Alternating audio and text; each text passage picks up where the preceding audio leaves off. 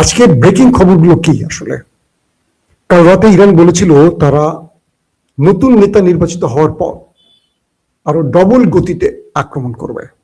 Iran কি করতে পেরেছিল? কি করেছিল? কি কি ক্ষয়ক্ষতি করেছে ইরান? হঠাৎ করে আরব রাষ্ট্রে, গালফ কান্ট্রিগুলোতে ইরান তার মাত্রাতিরিক্ত আক্রমণ বাড়িয়েছে, ব্যাপক আক্রমণ করছে। বাহরাইনকে তো একদম তুলোধুলো করছে। আসলে কারণটা কি? ইরান আরব রাষ্ট্রে কেন খেপে গেছে? চট্টগ্রাম বিশ্ববিদ্যালয় থেকে। হ্যাঁ, ঠিক আছে ভাই, আসেন শিরোনাম না দিয়ে, যেহেতু সংক্ষিপ্ত লাইভটা করব, গুরুত্বপূর্ণ খবরগুলো একটা একটা করে দেবার চেষ্টা করি। যে বিষয়টা ঘটেছে, ইরান তার নতুন নেতা নির্বাচন করেছে। এটা নিয়ে আমি আজকে ভিডিও করেছি, কালকেও করেছি। আয়াতুল্লাহ আলী খামেনির মেজর ছেলে মুস্তফা খামেনি ইরানের নতুন সুপ্রিম লিডার, সর্বোচ্চ ধর্মীয় নেতা যেটাকে আমরা বলি। ইরানের সংবিধানে সর্বাধিক পাওয়ারফুল যে ব্যক্তিটি, প্রেসিডেন্টের এত পাওয়ার নাই। ধাক্কাটা খেয়েছে ইসরায়েল এবং আমেরিকা। তারা রেজিম চেঞ্জ ঘটিয়েছিলেন খমেনিকে হত্যার মাধ্যমে। চেষ্টা করেছিলেন যে তারা তাদের নিজের পছন্দ কাউকে বসাবেন, ফিল্ড মার্শাল আসিম মুনিরের মতো কাউকে বসাবেন, যে তার ইচ্ছা, মানে আমেরিকার ইচ্ছাতে তারা কাজ করবেন। সেইভাবে আমেরিকার ভেতরে ডিপ স্টেট ইরানকে সেই বার্তাগুলো দিয়েছে যে তোমরা তোমাদের একজন ব্যক্তিকে সিলেক্ট করো যাকে আমেরিকার পছন্দ, তাহলে আমেরিকা এই যুদ্ধ থামিয়ে দেবে। এমন একটি বার্তা ইরানের কাছে পাঠানো হয়েছিল আগে। খমেনিকে হত্যার পর আমেরিকা চেয়েছিল তাদের পছন্দের কেউ হোক, তো পছন্দের 3-4-5 জনের নাম আমেরিকা ইরানের কাছে পৌঁছে দিয়েছিল। ইরান প্রথম ধাক্কাটা আমেরিকাকে দিল কিভাবে? যে যাকে আমেরিকা বা ইসরায়েলের একেবারে পছন্দ না, এবং যে খামেনির চেয়ে কট্টরপন্থী, খামেনির চেয়ে বিপজ্জনক, তাকেই ইরান সিলেক্ট করলো সর্বোচ্চ নেতা হিসাবে। আমেরিকার কপালে ভাঁজ পড়ে গেল, কারণ আমেরিকা মনে করেছিল তাদের পছন্দের সেই 4-5 জনের একজনের নাম আসতে পারে। যখন আমেরিকা জানলো যে মুস্তফা খামেনি হচ্ছেন পরবর্তী প্রধান, তখন ইরানের মধ্যে ব্যাপক আক্রমণ বাড়ালেন। কাল ইরানের তেল ক্ষেত্রগুলোকে একদম জ্বালিয়ে পুড়িয়ে শেষ করে ফেলেছে। রাজধানী তেহরানের মধ্যে ম্যাসিভ আকারে অ্যাটাক করেছে আমেরিকা, ইসরায়েল। এরপর ইরান বলল যে আমরা এই ক্ষয়ক্ষতির ডবল পরিমাণ ওদের ক্ষতি করব। অর্থাৎ নতুন নেতা মুস্তফা খামেনি নির্বাচিত হয়ে প্রথম যে নির্দেশ দিলেন, আক্রমণ ডবল করো। আক্রমণটি ডবল হলো কিভাবে? ইরান পূর্বে ধরেন 500 মিসাইল মারছে, ইরান জানে যে 500-র মধ্যে হয়তো 100 কাঙ্ক্ষিত টার্গেটে হিট করবে, 400 পথে পথে পথে পথে শেষ করে ফেলবে প্রতিরক্ষা ব্যবস্থাগুলো, লেয়ারগুলো। প্রতিরক্ষা যেই ধাপে ধাপে আছে, দুবাই, মানে আরব আমিরাত, সৌদি, জর্দান, ইসরায়েল, আমেরিকা, এরকম, সেগুলো নষ্ট করবে। এখন ইসরায়েল সেটা করছে না। 100 মিসাইল মারলে 80টি মিসাইলে লেগে যাবে, 70টি লেগে যাবে, ইরান জানে। কারণ পথে পথে যে প্রতিরক্ষা ব্যবস্থাগুলো ছিল ইরানের মিসাইল ধ্বংসে বা ড্রোন ধ্বংসে, এগুলোকে ইরান নষ্ট করে ফেলেছে 28 তারিখের পর থেকে এই যুদ্ধ পর্যন্ত সময়গুলোতে। এখন ঘটছেটা কি আসলে? এখন যেটা মাসুম ভাই চট্টগ্রামের মাঝপাড়া থেকে দেখছি, আহা হা, মাঝপাড়া, এখানে আমি অনেকবার গিয়েছি, বুঝছেন। মাঝপাড়াতে আমার অনেকবার যাওয়া আছে, সকালবেলা সেখানে নাস্তা করেছি। বাকি দর্শক খেপে যাবে যে চট্টগ্রামের কথা এত বেশি বলি কেন। জি মাইসপাড়ার ভাই, আপনার জন্য ভালোবাসা। এখন যেটা করছে ইরান, তারা সর্বোচ্চ নেতার নির্দেশে তাদের ফাইনাল রাউন্ড খেলা শুরু করেছে। প্রশ্ন করতে পারেন ট্রাম্পকে এই ভেলকিটা কেন ইরান দেখালো? তার প্রধান কারণ হলো, ট্রাম্প চেয়েছিলেন তার পছন্দের কাউকে, আর ইরান বললেন তোমার সর্বাধিক অপছন্দের ব্যক্তিটাকে আমরা বসাবো। এইটা দক্ষিণ এশিয়ায় কারো ক্ষমতা নাই যে আমেরিকার অপছন্দে কেউ বসবে। সেটা বাংলাদেশ বলেন, পাকিস্তান বলেন, বা আমাদের এই কান্ট্রির বাকি যে দেশগুলো, কেউ তাদের প্রধানমন্ত্রী আমেরিকার ইচ্ছায় বসাতে পারে না, হোক সেটা ভোট যেমনই হোক, প্রয়োজনে ইঞ্জিনিয়ারিং করা হবে, খেলা ঘুরে দেওয়া হবে, আমেরিকার পছন্দে বসতে হবে অথবা ভারতের পছন্দে বসতে হবে। কিন্তু ইরান তোয়াক্কাই করে নাই। এখন ট্রাম্প বুঝতেছেন যে তারা ইরান একেবারে পাত্তা দিচ্ছে না। এখন কি করলো ইরান? কালকে প্রথম দফায় মিসাইল মারলো, ড্রোন হিট করলো নেতা কাকুর বাড়িতে। জনগণ সাইরেন শুনে মোটামুটি দৌড়ে পালিয়ে বাংকারে ঢুকলো।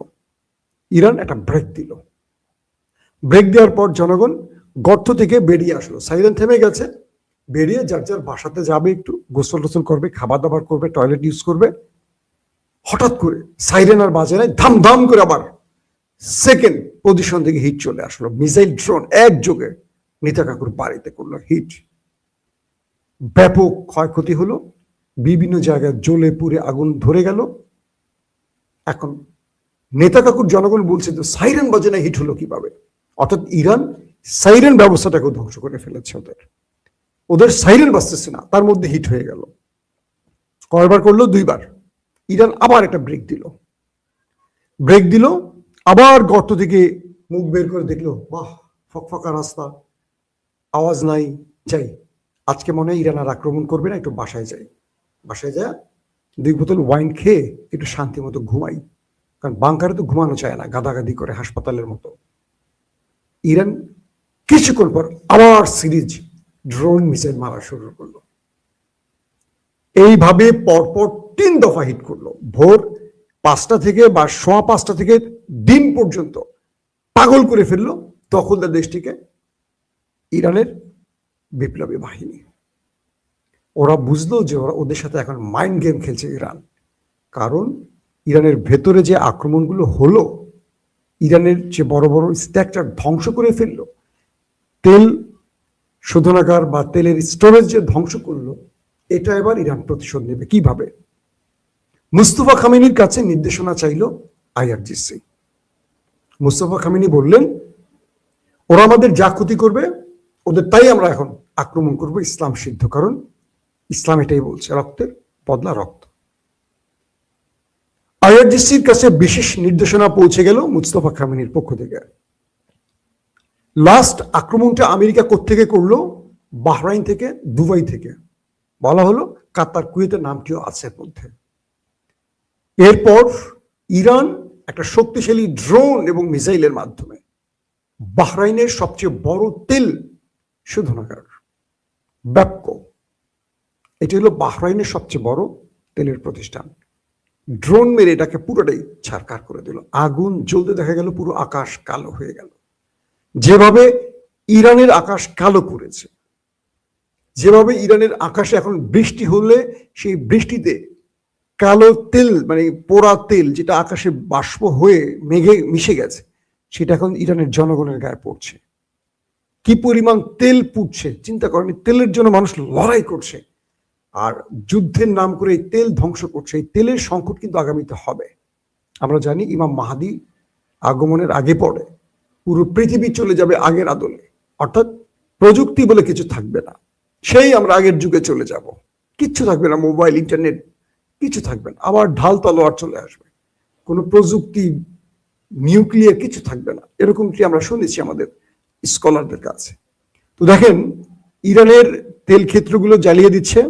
ইরান পাল্টা বাহরাইনে মারল সবচেয়ে বড় তেল ক্ষেত্র ব্যাপকোতে। এটা বাহরাইনের সবচেয়ে বড় তেল ক্ষেত্র। তাদের কর্তৃপক্ষ বলল, আমরা আর তেল উৎপাদন করছি না। যারা এখান থেকে তেল নিচ্ছে নিয়মিত, তারা কপালে হাত দিয়ে বসে গেল। যেহেতু তাদের সাথে পূর্বেই চুক্তি করা ছিল যে কোনো অনাকাঙ্ক্ষিত ঘটনায় তেল উৎপাদন বন্ধ থাকলে বাহরাইন কর্তৃপক্ষ তাদের জরিমানা দেবে না। সেই চুক্তিতে বাহরাইন আপাতত টিকে গেল, কিন্তু পশ্চিমা দুনিয়া, ইউরোপ দুনিয়া আটকে গেল তেল সংকটে।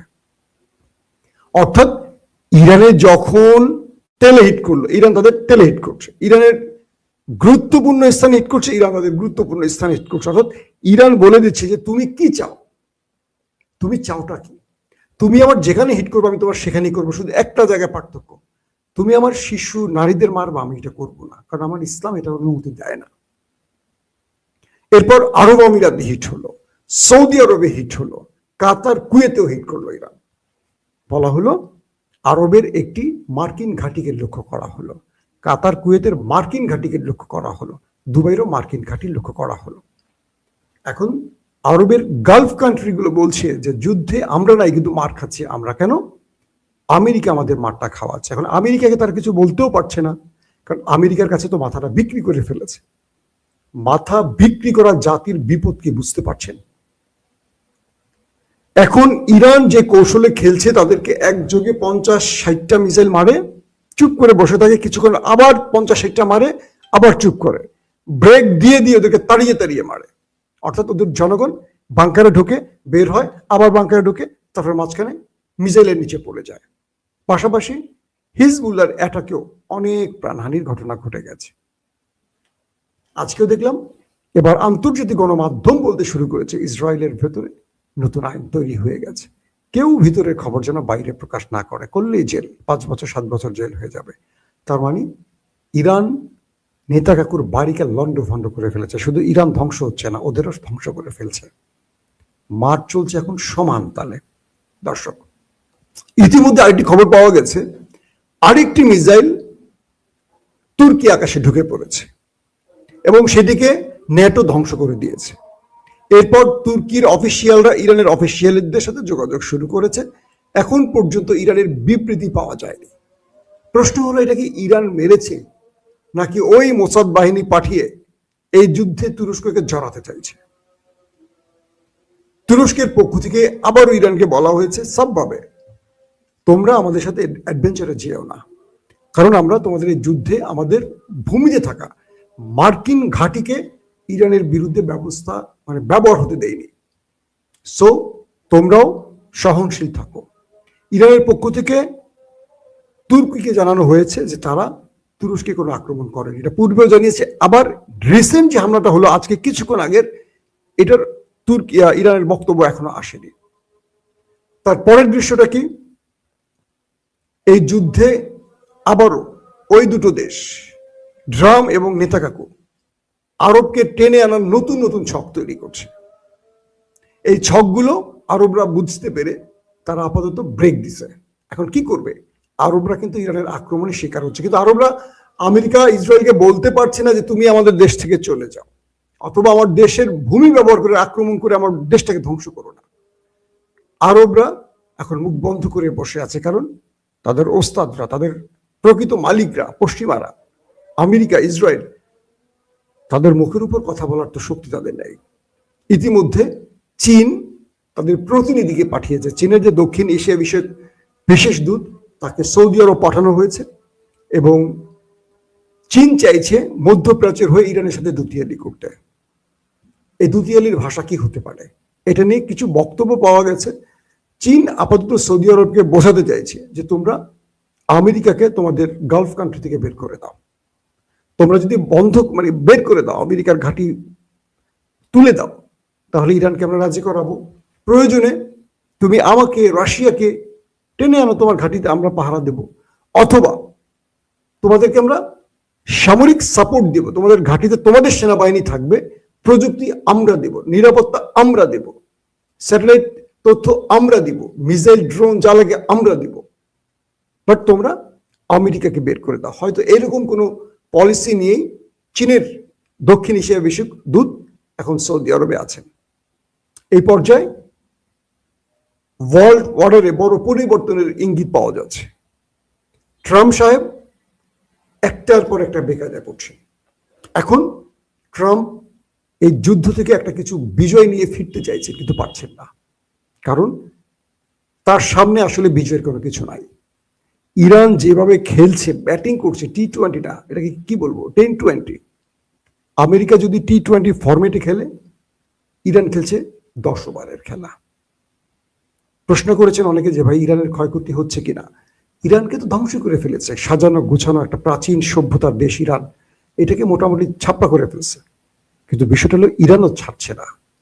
ইরান বলে দিয়েছে কোনোভাবেই মধ্যপ্রাচ্যে মার্কিন ঘাঁটি তারা গ্রহণ করবে না, আর আমেরিকা বলছে কোনোভাবেই তারা মুস্তফাকে গ্রহণ করবে না। খেলা এখন চলছে সেই লেভেলে। দর্শক, পাশাপাশি আরো বেশ কিছু খবর আছে। বাংলাদেশের এই পর্যন্ত 3 জন শাহাদাত বরণ করেছেন, পাকিস্তানের প্রায় 2 জন, চীনের 2 জন কিন্তু আরবের কেউ মারা গেছেন এমন খবর পাওয়া যায়নি। তবে দখলদারদের অনেক সেনা ওপারে নির্বিঘ্নে চলে গেছেন, সেখানে তারা এখন ভালো আছেন, ঘুমাচ্ছেন আপাতত। কিন্তু বিশ্ব রাজনীতির সবচেয়ে বড় কঠিন চালটি এখন খেলছে ইরান। তারা যখনই মার খাচ্ছেন আরবকে মারছেন। আরবকে কোথায় মারছেন? মার্কিন ইন্টারেস্টে মারছেন, ইসরায়েলি ইন্টারেস্টে মারছেন। এখন ট্রাম্প এটা নিয়ে নতুন পলিসি নিচ্ছে যে কিভাবে তিনি ইরানের এই বিপদ থেকে বাঁচতে পারেন। মার্কিন কিছু স্টেটমেন্ট আসছে বড় বড় গণমাধ্যমে, তারা বলছেন এই যুদ্ধের আগে ট্রাম্পকে বারবার সতর্ক করা হয়েছে যে ইরানের বিরুদ্ধে লড়তে যেও না, এটার হিতে বিপরীত হবে। এখন মার্কিনীরা বুঝতে পারছে যে তারা আসলে হিতে বিপরীত করে ফেলছে। দর্শক।